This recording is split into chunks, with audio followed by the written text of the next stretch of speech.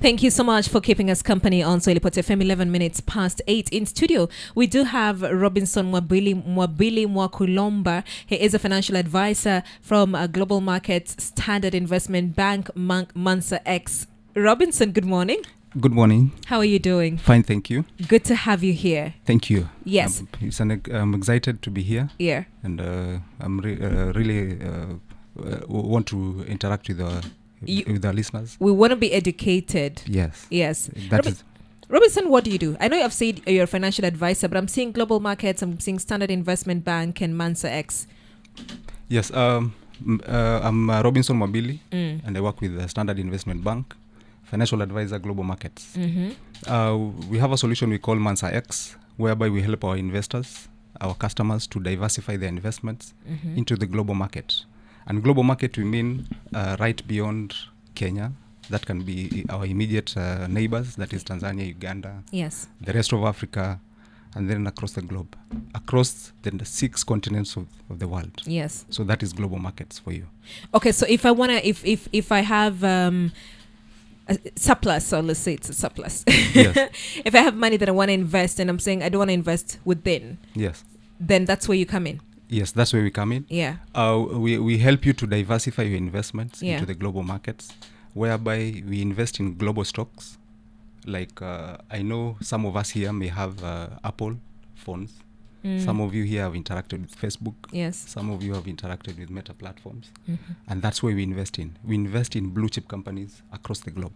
And that gives us an opportunity for you to now earn from those investments that you're making. Yeah.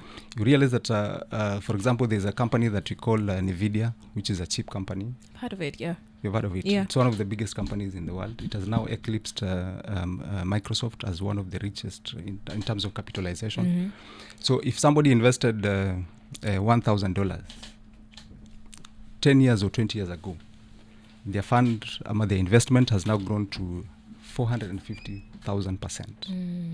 So you can imagine, when the local economy is not maybe performing very well, you have an opportunity to invest somewhere and have a good growth of your investment within a short time, and you're able to realize it within a very short period of time. Yeah. Most of the times we invest in solutions like maybe buying a plot, then the normal solution, the normal traditional solutions that you're used to. Holiday. Buying a plot, you build a house somewhere, Yes. but the return that you get, it takes you ages for you to return your money. Yeah. It can take you even 10 years or up to 15 years for you to return your investment. So it's like you've put your investment there and now you're getting kidogo back from that investment. Yeah. Yes. What's the advantage of investing globally? The advantage for investing globally is that there are wider opportunities.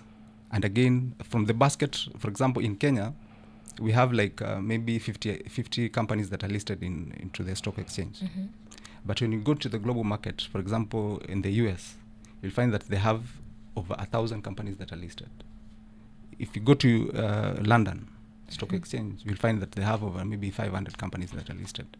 If you go to Asia, Japan, Middle East, they have other opportunities. So what global markets exposes you is that they expose you to opportunities that are beyond Kenya, that are wider and very rich in terms of return.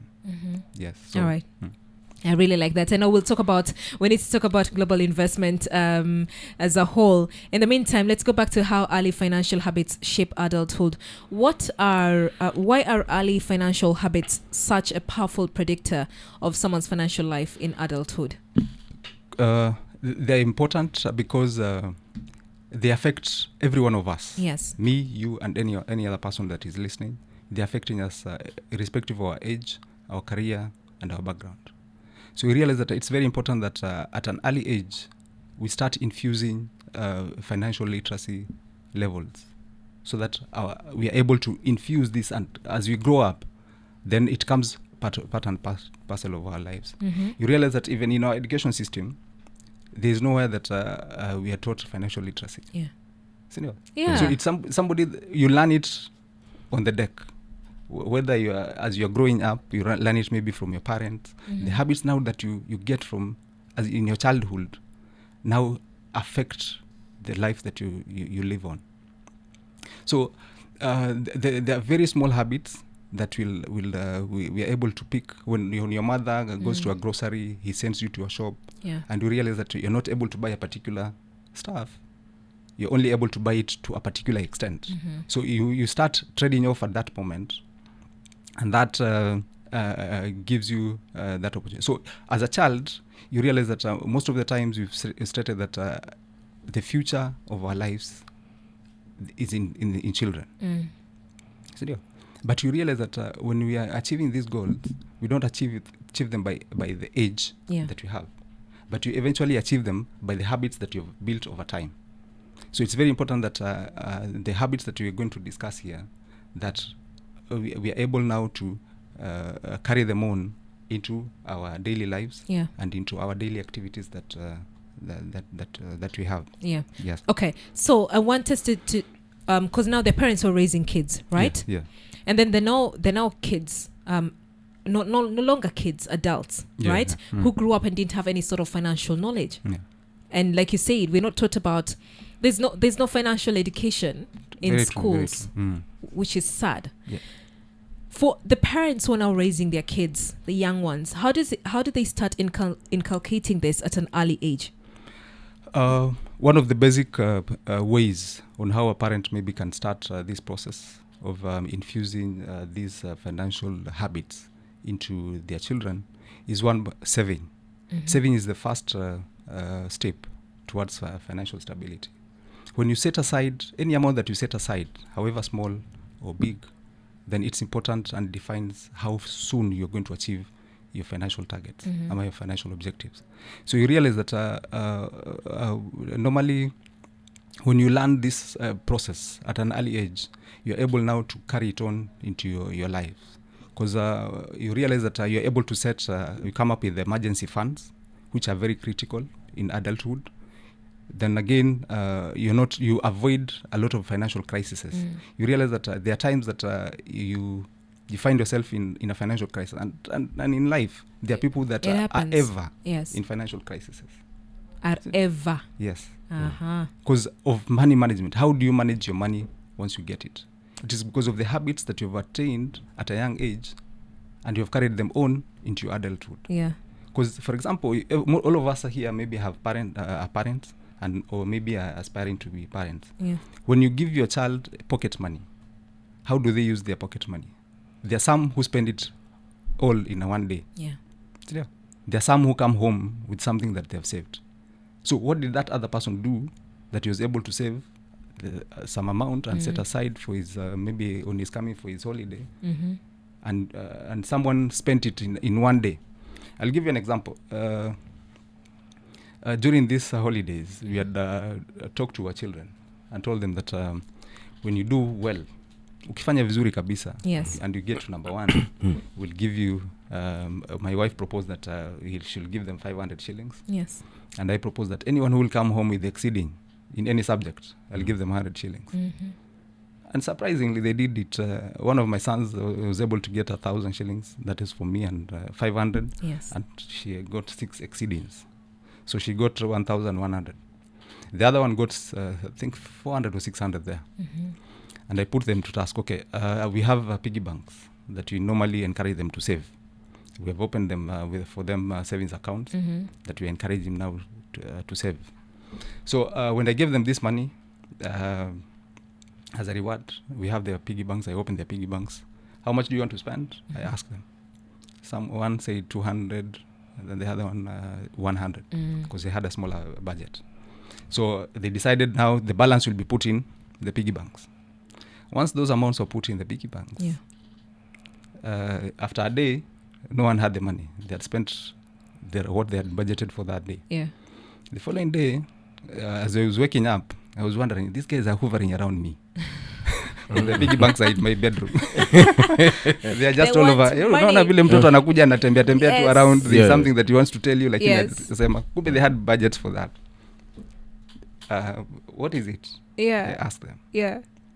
And they say, I think we need something today. Oh. So I decided, let me just give them their piggy banks. Yes. They handle their their money. Issues. It's their money. Yes. They've earned it for hard work in school. So I give them their piggy banks. And I was wondering, okay, what will happen?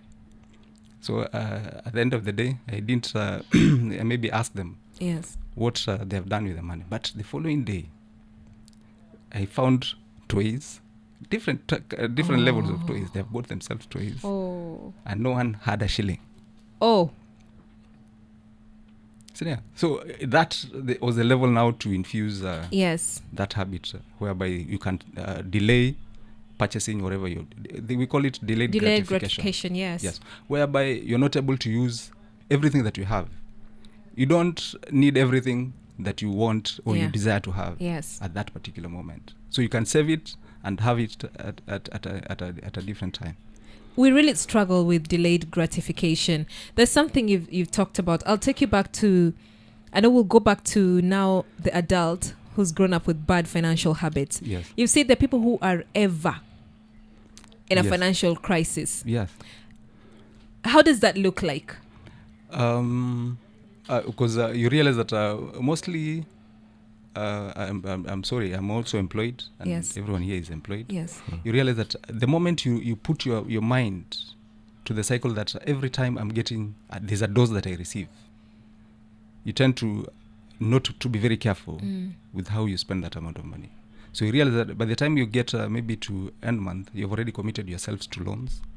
You've already committed yourself to other obligations, other investments that you're making. Yeah. So that if any emergency comes up, any small or slight issue that comes up, you're not able to meet the obligation that has come up. So you realize that you run around so much. You start getting to Shylocks. You start getting to other ways to unhook yourself from the emergency that has come up. Yeah. So it's the spending habits that we have. We overspend on various aspects through impulse buying, and again, which directly affects our cash flow. Remember, your salary will still remain the salary. Yeah. You'll get an increment maybe at the end of the year. So it takes a bit of time for you now to really balance out. So if you don't have an emergency fund, you are likely to have those crises. So it's important to have an emergency fund. As financially, we are required to have an emergency fund of up to 6 months. Assuming you lose your job today, then you should have a fund that will take you through 6 months of your expenses. Yeah. So how do you build these funds? You build these funds by setting aside amounts on a monthly basis. And again, you should have a target. The principles that we have for saving, or any person that is employed or running any other business, you should spend 50% of your expenses on your expenses, 30% on your investment, and 20% on your savings. Okay, so you have to. It's okay. You have to make sure that 20% of your income that you receive is actually saved. Then 30% actually invested into other stuff, and 50% onto your daily expenses. Yes, anything that you need should be 50% of your income. Not beyond that. If you're doing beyond that, then you're already beyond your means. Okay, I know that's not the 50-30-20 rule. We'll break it down. Okay. Robinson, tumia Mwabili. Tunazungumzia vijana hapa, na swala la hela ni changamoto. Kweli. Swala la hela ni changamoto. Na ili kijana anayekusikiliza, mtoto ambaye kwamba anakusikiliza, of course wengi wako nyumbani kwa sasa hivi kama watoto wako. Ni msingi gani ambao mzazi, kando na huo mfano ambao kwamba umetupatia, ambao mzazi anaweza akauweka, ukizingatia shughuli nyingi ambazo kwamba wazazi quote and quote wamejiwekea kazi, alafu atafute na vitu vingine vya kufanya, akifika nyumbani muda umekwisha, hana hata time na watoto, ambao anaweza akauweka kumhakikishia mtoto akikuwa utotoni mwake atakuwa mzingatifu kwenye masuala ya hela akiwa mkubwa. Okay. Yes. Sawa. Hilo ni swali nzuri, na ningependa mimi kulijibu kwa kutumia njia mbili. Kwa kawaida kimaisha unapata kila mtu ako na njia yake. Kuna wale ambapo tuko na njia ambapo tunapata yani our parents were able. So as we are getting into our independence, then our parents have already done the work, and at least there's something that the parents are doing. But some, we're starting from zero, where you're doing the work yourself. Yes. So that's where now the real reality begins, and you realize that there are many things that we need to engage ourselves in as individuals and as young people, and as we grow up. So there are many activities that we can actually do to earn a living, which is basically now to add into what you're able to earn. So one is maybe I use a Kiswahili word. Okay. Usikue tu kijiweni na umetulia and you're not doing anything that is constructive. There are many things that you can do. Let me tell you one thing. If you are to start saving, you don't need $1 million to start saving. You start from the little that you're earning. Yeah. From the side hustles that you're doing, kibarua hapa na pale, that is what you need. And again, there are many activities. Kuna entrepreneurship. Any small business that you're running. As parents also, we should maybe get to know our children well and see their strengths and their weaknesses. And again, also train them in terms of maybe running a business, help them set aside funds to start maybe their own businesses, so that they're already engaged, and as maybe they age and get to maturity, they're able now to make financial independent decisions. Robinson, we talked about, you mentioned 50-30-20 rule. And as we're growing up, so there's somebody who grew up with financial education and they know how to plan and they know how to save, right? And then there's this, there are other people as well who didn't know about it, but they're learning along the way, right? And one of the things that really hurts us most financially is budgeting. You said we all have a source of income. We're all employed. And when we're employed, tunajonga pesa ikiingia, we have expenses. You've also talked about the fact that we get in debt. And when we get in debt, saa zingine your money checks in and it goes to paying debt. And as it goes to pay debt, you're looking for other ways to fill up the gaps. And other ways is borrowing from a Shylock or going back to your bank. So you're in this cycle of borrowing. So let's start from budgeting, how budgeting can help me to reduce, to manage my expenses, and then we'll get into now unnecessary borrowing. Okay. Yes. That's a very good question and a very good aspect, because what is a budget? A budget is it's something that gives you your incomes. You balance out your incomes and your expenses. Move closer. There you go. Your expenses, so that the moment you have a budget, it guides you into what you're going to spend. So if your expenses exceed your monthly incomes, then normally as a government, as a country, we normally have a budget read every end of year. And most of the times you realize that our budget estimates are usually more than what you receive. Beyond what you receive. And what that guides the government into doing is borrowing. So the same applies to an individual. So when your budget is, let's say, 100,000, those are your expenses, and your incomes are 80,000, then you have a deficit of 20,000. Where do you get the 20,000 from? I'll borrow. You borrow. So when you have a budget guides you on how to live within your means, so that you're able to live within what you're able to gain from your sources of income, that is your business, your salary, or any other source of income that you have. So expenses majorly run from your rental income, if your rental expense, your food expenses, your school fees and such. Those are the basic expenses that maybe come in. So on how you apportion your income, for example, if you earn, let's say, 100,000, and that's a high-end, an elite person in this country who is maybe earning such amount, because our median income is around maybe they're about 40,000-50,000. So majority of us are earning actually are within 50 bracket. 50 bracket.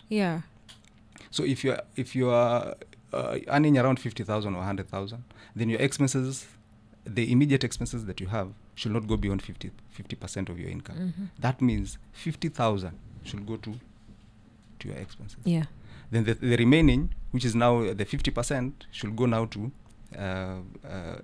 saving. Yeah. That is 20% of your income. And again, the 30% goes to now the investment options that you may have. When you say this saving, okay, so saving is away from now the investments as well. Yes. So 20% saving and then 30% investments. Yes. Where? Where do my wants come in? Because we have the needs and then we have the wants. Yes. Yes. That's a very good question, and it's a very tricky balance when it comes to balancing the needs and wants. A need is something that you need to survive. That is a basic description of a need. Mm-hmm. And a want is something that you don't actually need it for you to survive. Okay, so let's say I want a laptop, right? Yes. And then okay. Why do you need a laptop? I could use a matatu, but I want a car. You see? Right? Yes. I could. What else? Like there's all this, and you've asked an important question. Why do I need a laptop? Yes. To help me do my work effectively. Good. If you really need a laptop to do your work, yes, then that's it becomes a need.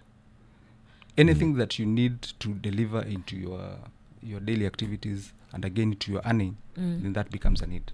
A want is something. For example, I have a phone. You know, I have a basic phone that is able to call. I'm able to get into WhatsApp. I'm able to get to Facebook. I'm able to get to social media likes. I'm able to do my communication because the essence of a phone is communication. And then I want a new phone has been launched, iPhone Pro 17 or something. Pro Max, yes, and you want that one. And I want that one. Yeah. That becomes a want. I want. You already have a phone. You don't really need it. You don't really need it. It's not making you not to survive. Yeah. So having the desire of having the best phone around, the best car around, the luxury car. That is a want. That's now a want. So it's a very thin line. Somebody may want now to defend that why I need the top-notch phone in the market. And again, you already have in your activity. So what that does, it now drives you into overspending. Okay. Your budget will not allow you to have such a phone. Yes. But now you're pushing yourself into having such an expensive phone. So let me take you back to the saving, where 20% goes to the savings. What if I plan to purchase that phone? What if I save for it? What if I say in 6 months, yes, I shall have saved enough to buy the iPhone 17 Pro Max? Now that's what planning comes in. Okay. Because when you're planning to do something, most of the time we realize that they say that if you don't plan, you're planning to fail. Yeah. So if you plan, then that comes now another aspect. But again, you may be planning to achieve something that is not realistic. So it still drives you out of the edge. So if you're planning again, you should plan to achieve something that is also realistic. And again, as you're saving, you should save to enjoy the benefits that come with savings. Because you may be saving in a current account and you're earning zero return. So you need to be saving, again, where your money works for you.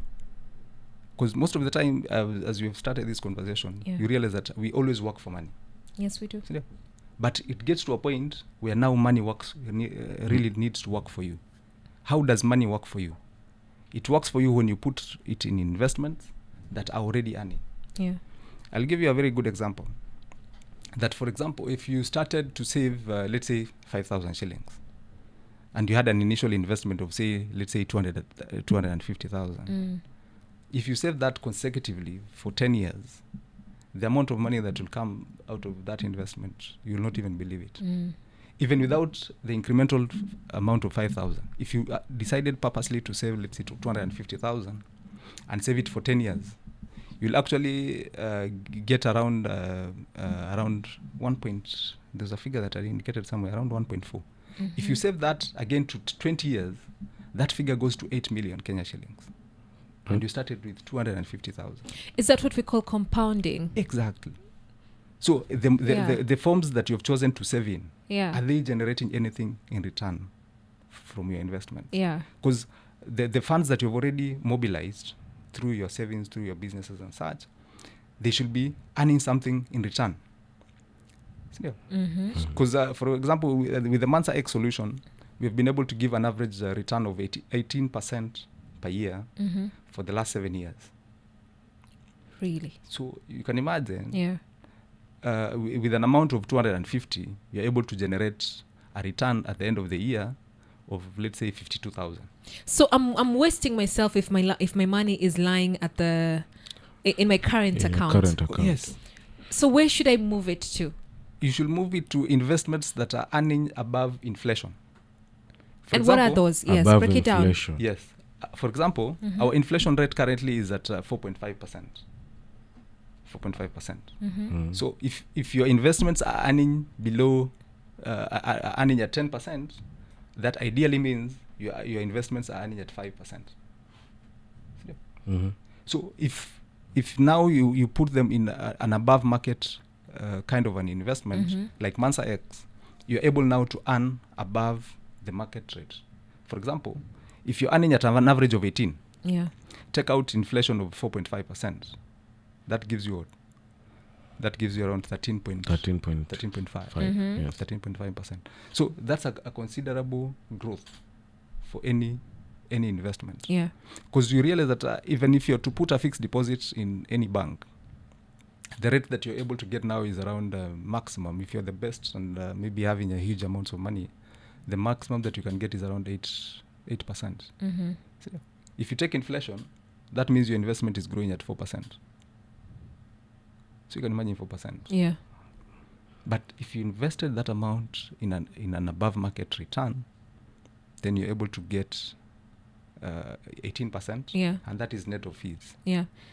You're not, you don't even pay taxes. So the other solutions that are available in the market, apart from the standard investment that we know, we have money market funds, Mhm. we have insurance policies that people take. Yeah. Then those are now maybe the common investment now. But now there are modern solutions that are now able to propel you and achieve your goal within a short time. Before Miriam continue on kwenye swali lake ameuliza kuhusu kuplan na mpangilio wako wa ile budget ambayo kwamba umeipanga, kuna matumizi ambayo ni ya lazima 50%, alafu kuna kuweka akiba ambayo ulikuwa umesema 20%, alafu 30 ukasema ni ya kuwekeza.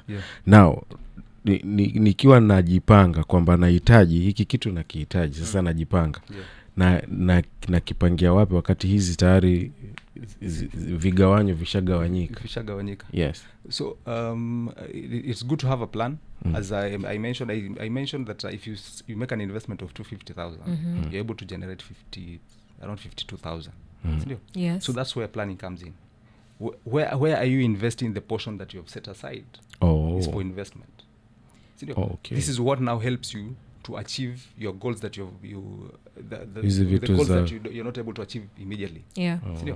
So when you set aside, for example, the 250,000, the excess that you generate, now you can use to do what you want. Okay.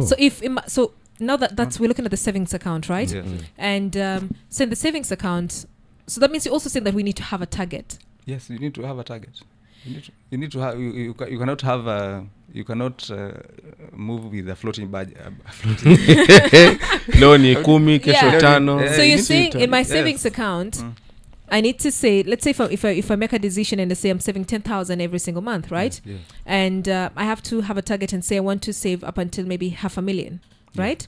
So once I hit the 500,000 mark and go beyond that, is that the surplus that you're talking about?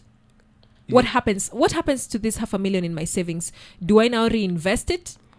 Yes. And now what happens is that once you have achieved that goal that you've already mobilized to the expected target that you wanted, what you do is now to review your budget. Because anything that you've achieved, you cannot be moving with a target of 500,000 and you've already achieved the 500,000. Yes. Senior. So now it means that the target that you had set for yourself, you need to review it to be to become a new challenge. Because a challenge is something that you have not achieved. Senior. Yeah. But once you have achieved it, it no longer becomes a challenge. So you need to review your budget, and again for you now to plan appropriately on how you're going to achieve your future goals. Because I believe once you've achieved that is a motivation. Any goal that has been achieved, it should drive you now to the next to the next goal. Yes. Yes. Okay, so we've broken down the 50, 30, 20 rule, where the 50 goes to your expenses, your daily expenses, and you find that most times the expenses in a larger part they're usually constant. Yes. Like you have your rent, You have your rent. you have your school fees, You have your food. you have your yes, You have your health care. Yes. You have your education. And so those are a bit constant. yeah, And Yes, they're how much? bound not to change. yes, So you realize that you may have a food budget, and again, what do you choose? Do you choose to cook at home or to eat in a restaurant? Yeah. Kula kwa So restaurant, kula ni kuji- kula. yes, Yeah. But you may want to have a meal that will cost you 10,000 shillings today, and again you can cook the same meal that will cost you 300 shillings at home. true, So even the food that you're talking about is where are you eating? What are these other expenses? What are the buy-ins that you're having during the day? So unaweza kuwa umekula the whole day and umespend the buy-ins 1,000 shillings. yeah, So the budget that you have set, how are you living within the budget? Kaugonjwa wako. So it's something also lazima uishi within it's a Within guide. your- We have said it's a guide. yeah, So it's something that you need to review again and again, because unaweza kuwa umebudgetia food ni 10,000 by the end of the day unatumia 20,000 kwa sababu hizo small other unexpended biting hizo and vitu so you have to kidogo go back and check and say yes, so the budget has to be reviewed. yeah, And again, we are not, this is something that you're not used to. It's something that will even take a bit of time for it now to settle in to yourself, because I believe that any time you're doing a particular task or a particular project or a particular challenge, you have to first to convince yourself that I'm doing this. As you settle into that challenge, you realize that kumbe hata ninaweza fanya hata zaidi. yes, So as you settle in, you realize that there are further reviews that you can make here and there, and you still realize that there are monies that you never knew where it goes, because Yes. somebody earns na nakwambia hata hajui hiyo pesa imeenda wapi. Kama mimi. it's true, by the way. Unajua you cannot explain where the money has gone. Why does that happen? I mean, Selma's just made a confession. Huyo ni mimi. Why does that happen? And you see, last week we were talking about the fact that we sit here and we say, if I could only get a raise, Yes. right? If I could get a bump, and then say get like a 50k bump on your income, right? Yes. And then when you do that, and you think this would actually solve your problems, It won't. but then you find yourself in the same cycle, just now with more money. Yes. Why does this happen? There's something we call marginal propensity to consume. Marginal Propensity to consume. Marginal That is, propensity to that's consume. an economics term. Yes. Which means that whenever you get a pay rise, I told you it's psychological. Sindio? Yeah. You're mentally psyched that now I have a pay rise. Yeah. So what happens to you is that you now adjust your systems to accommodate the pay rise. So umesema ni 50,000. Sindio? Now your brain now adjusts. Zeni kuna 50. Hii 50 nitaiweka wapi? Pesa hiyo jamani. Now you start I need a phone. I need Kwa- my children need to go to a new school. I need to buy something else. Yes. So those are now how you now start spending the 50,000 that you initially didn't have. You're now budgeting it to fit into those Kwa other system. unaweka kwa system yako sasa. Yeah. The moment ishaingia kwa system, you are back now into that cycle. Na umeongezwa 50. I will dare you, if you get the 50,000, Yes. if you are to put it into a saving account and lock it, sina pesa nyingine, Yes. you'll survive. What's the best thing to do when we get a raise? Mimi nimejisema lakini hawatajisema, watajisema kwa maswali yao. What is wrong with Tuendelee. you? What's wrong with you? Tuendelee, watu watajisema. Robinson, when somebody gets an increment, Yeah. right? Because it happens to a lot of us. Yes, it There are happens. people who are listening behind closed windows.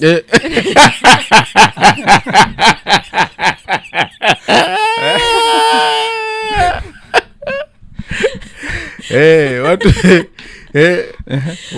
pesa zinafunguka. Leo. What term is that? hiyo yenye alikuwa anasema. It's not that.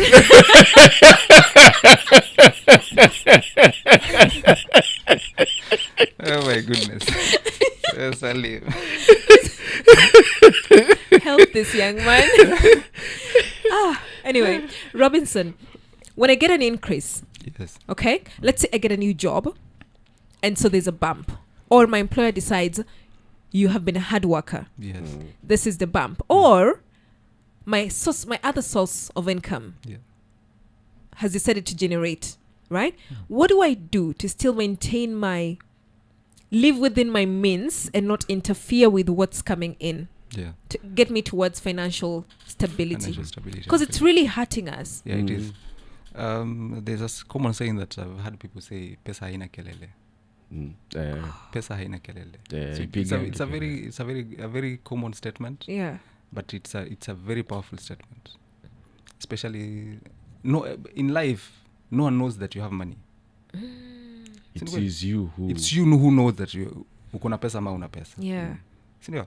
So the moment that you live a life that you want to show that you have money, Inapiga kelele. then you'll start running into the issues that you have talked about, overspending. You're not able to control your budget, and you get into crises all the time. That's why wanasema wenye pesa So hawasemi. so when you get a pay rise, Yes.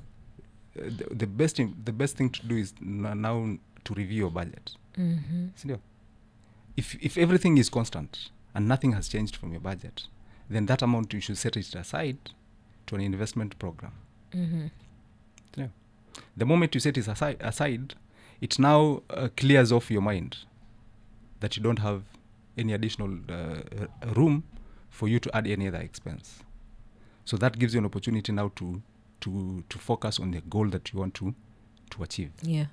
If your goal was to achieve, you're at 500,000, and now God has blessed you with an increment, then now you should achieve that goal within a shorter period. Yes. By having a similar. Okay, you may not maybe save the entire amount that you've gotten as an increment. You can decide, okay, let me save a good portion of it. Yes. If it's 50,000, let me wow myself and do 30,000. See? Then the 20,000 I can see how I can play it. The moment you do that in your mind, then the mind is a very powerful thing. Yes. And it can do anything. It can constrain itself to do what you want it to do. What healthy money habits should we develop as we wind up? Okay. The healthy money habits that we can develop is that we can have conversations. These conversations we need to have them with our young ones. Yes. At an early age, so that they develop them. You realize that there are many times that even in homes, we are not able to discuss, we don't have money conversations. So kweli. Yeah. Mtoto anakuja na an issue hapo, is silenced, comes with an issue there. Money issues are not discussed on the table. Yeah. So we need to discuss them so that these children, as they transit to adulthood, they are able now to seek advice. Because in most financial crises that we are in, most of the time it's maybe a decision that you didn't seek advice. You wanted a car, but you bought the wrong model. Yeah, you just went and bought a car. Yeah. You just bought a car. Hukuuliza watu. You just bought some model that you thought it was a good model for you, but ideally it wasn't a good model for you. So these decisions, we need to inculcate that habit of having open conversations. Yeah. Because if you don't have these conversations, it will bring shame. You'll realize that at the moment, the time that you're having these conversations is too late. Yeah. You're already in debt crisis. You're already having pressures. You're having lifestyle issues. So, and again, mostly our children, as they grow up, you realize that they're able to see, they're able to copy what you're doing. When you're investing, they also see that you're investing. Yes. When you're saving, they're seeing that you're saving.